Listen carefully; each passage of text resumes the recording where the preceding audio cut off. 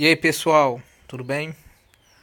Bom, esse vídeo de hoje eu tô fazendo com o intuito de estar mostrando uma das linhas da Dragão acelerada, tá? Da Dragão hiperacelerada. Como nós vimos, né, nós estamos vendo durante as nossas aulas, a vantagem de você jogar uma Dragão hiperacelerado ou Dragão acelerado em relação ao Dragão clássico, né, vamos assim dizer, é que você foge de um monte de variantes, tá? De variáveis, tá? Como por exemplo ataque jugoslavo, ataque russo-limo, tá? Então são muitas linhas que você teria que estudar só para estudar a linha da dragão, tá? Então você consegue eliminar um monte de linhas. E você eliminando esse monte de linhas, você consegue só focar no que interessa para você, tá? Então se o seu adversário não souber que você sabe jogar a linha dragão acelerado e ele não estiver preparado, a grande chance é de você conseguir surpreender ele. Fora ainda que a dragão acelerado ela não é muito comum, tá? As pessoas não usam assim muito. Já a dragão não é usado muito a dragão, tá? Vamos assim dizer, né? Pelo menos os jogadores que eu jogo na internet não se usa muito dragão. E a hiper acelerada é muito difícil achar uma, tá? Então ela nos permite, tá, dar alguns golpes táticos e principalmente golpes posicionais já na abertura, como vou estar mostrando aqui para vocês uma linha, tá? Eu tô de negras, eu ganhei de um cara de 2031. Lembrando que 2031 no chess.com equivale a um jogador também de 2000 feed, né? Então, siciliana e a variante do dragão. Aí, o que ele fez? Ele tentou jogar uma Alapim, tá? Foi tentar jogar uma Alapim numa linha de dragão hiperacelerado. E isso vai dar merda, porque a Lapin tem que jogar no contexto da Lapin, tá? E você vai ver que através disso eu vou conseguir uma vantagem estratégica já no início. Joguei bispo, né, fortalecendo minhas casas centrais, né? Então, vamos brigar pelo centro. Só que essa linha é meio que hipermoderna, né? Então, enquanto o jogador das brancas vão tentar conquistar o centro com os peões, eu vou tentar conquistar o centro sem os peões. Mais ou menos dessa maneira. Jogou D4, capturei, capturou e D5. A vantagem do dragão hiperacelerado, tá? Ou dragão acelerado em relação ao dragão clássico é que essa linha permite você, opa, opa, é que essa linha permite você avançar D5, tá? Ao contrário que na dragão normal você avança até em D6, tá bom? Você faz um lance no início de D6, então você tem dificuldade de mandar D5. A dragão hiperacelerado ou acelerado, né? Ela permite você mandar um D5. Então eu já meti um D5 já de cara, sendo que o peão de D6 geralmente é debilidade em geral nas aberturas sicilianas, tá? Então eu já mandei um D5. Peão captura, poderia capturar de dama, mas não há necessidade. Então eu vou desenvolver uma peça que é o cavalo, já que esse peão já caiu. O adversário tentou defender com outro cavalo, capturei. E olha que interessante, eu gerei um peão isolado, né?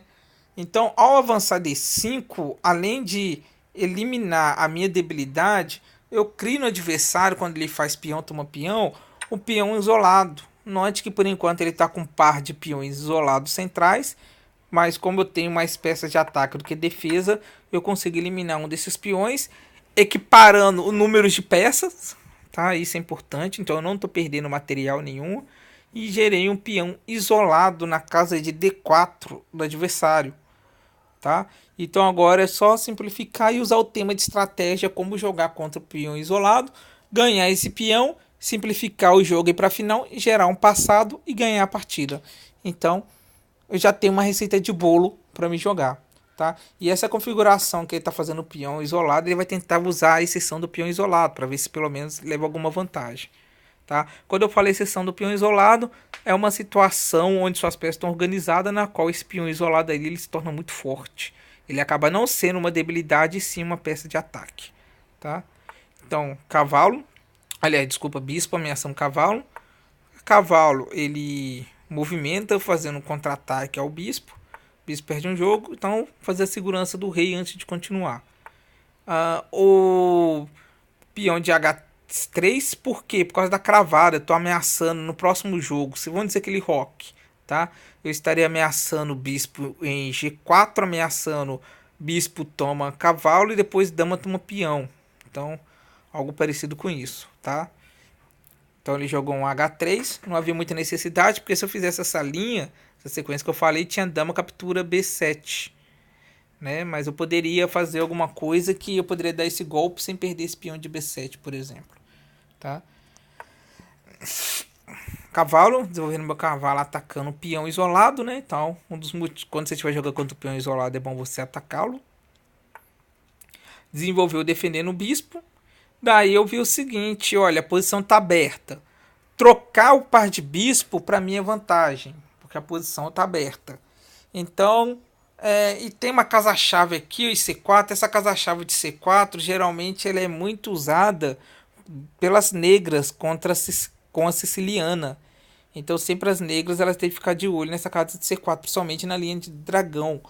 Então olha só, tô querendo enfiar um cavalo aí em C4 e ao mesmo tempo tentar trocar um cavalo para um bispo para tirar o par de bispo do adversário, principalmente se for esse preto aqui, tá? Principalmente o bispo preto dele, mas se eu conseguir trocar o branco tá também de boa. O que eu vou fazer então?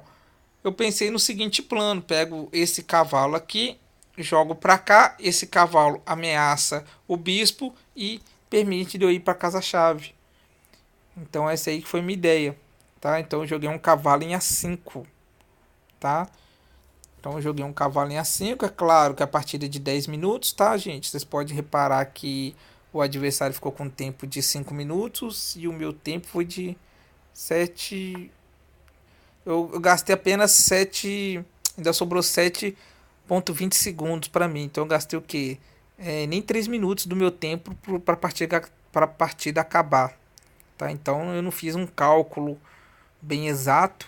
Tá? Mas depois é interessante jogar no computador para ver se tinha outras linhas melhores. Com certeza teria outras linhas melhores. Mas esse plano aí eu achei coerente.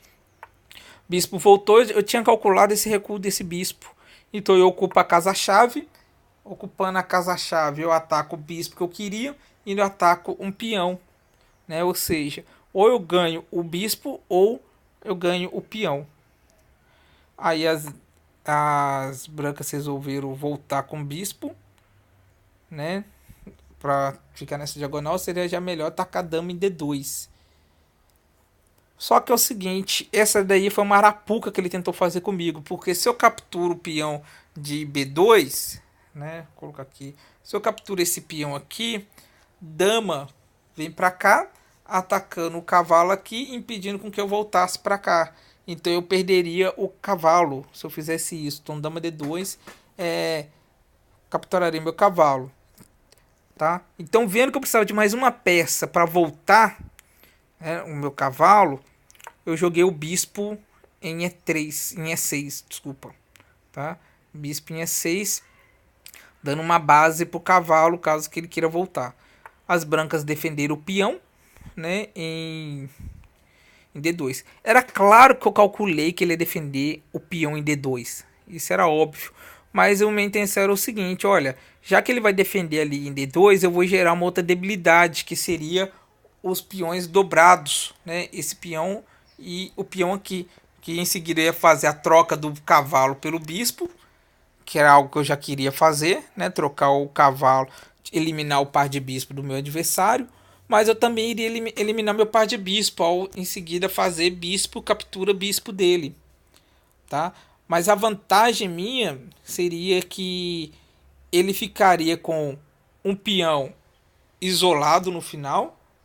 Opa. Ele ficaria com esse peão isolado e com dois peões isolados também. Apesar que teria uma pequena compensação, porque a torre ia estar com a coluna aberta, mas ele já teria que 3 peões isolados, sendo que um deles é dobrado, né? Então meu plano foi esse, foi tentar aumentar a debilidade no adversário. Então fez cavalo toma.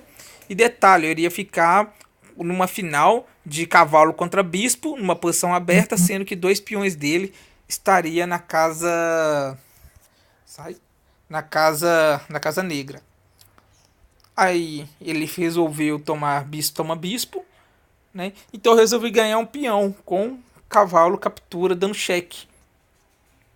Então resolvi capturar dando cheque. O rei teve que se mover. E aí joguei cavalo em F4, né? Ameaçando tanto dama quanto bispo. E aí o jogador das negras abandonou. Tá? Abandonou porque se faz, por exemplo, o bispo toma peão cheque, torre toma bispo, e aí eu ganho uma peça menor. Então daí eu ganho uma peça menor de qualquer maneira. Tá ok? Mesmo se ele fizer uma dama ameaça cavalo, peão toma bispo, e aí a torre automaticamente já defende o cavalo. Tá ok? Então, só voltando, essa partida é uma partidinha rápida para vocês verem. Eu consegui gerar uma debilidade no meu adversário quando eu mandei o D5 no lance 5 e no lance 6 eu já consegui uma debilidade estratégica. E quando você já sabe estratégia e você tem uma vantagem posicional como essa, a vitória fica muito mais fácil de você conseguir. Como eu falo com meus alunos, basta apenas você seguir a receita de bolo, né? Então já no lance 6 eu já não precisava focar muito em vários lances e tudo mais, bastava seguir a receita do bolo do peão isolado para ganhar a partida. Ou então tentar aumentar minha outra vantagem, tá ok? Então é isso aí, espero que tenham gostado e falou, galera.